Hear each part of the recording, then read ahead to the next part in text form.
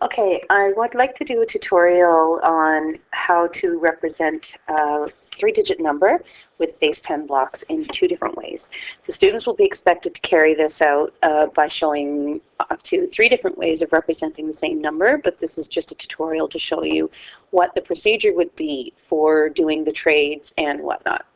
So we're going to choose the number, oh my goodness, 238.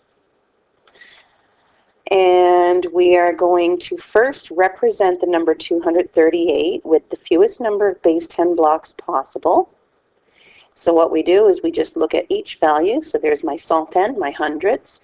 I'm going to represent that with two hundreds. De centaines.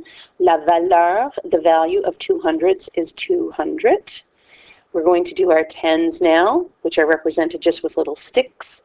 And those are our dizaines. And we're going to write the valeur, the value of three tens, or trois dizaines, and it's 30. And then we're going to do our unité, our units. And we have 8 units, 8 unités. La valeur, the value is 8. So when we go to represent it the second way, what I tell the students to do is choose one thing only, because if they start getting into doing too many things, it's going to get confusing for them. So just choose one. We can't re-represent any units. That's the smallest base 10 block that we can have. So we can't trade a unit for anything else. We can, however, trade a 10 or 100.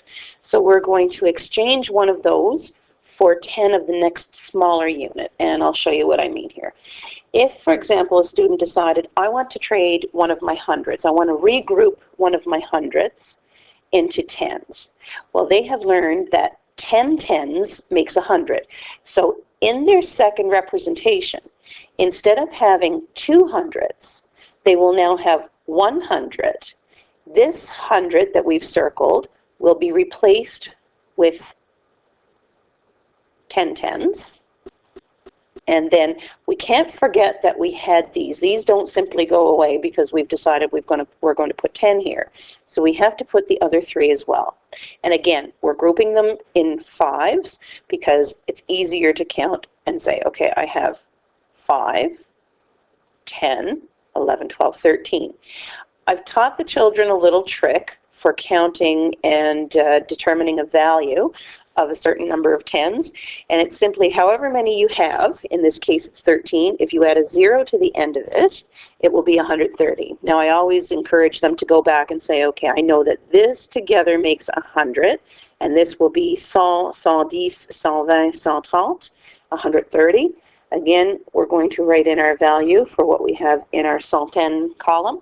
And then our unité, we have done nothing with that, so we're going to have 8 unités, 8 units. This is what we call la forme symbolique, okay? And we write une expression numérique. It's not quite an equation, it's just a number sentence.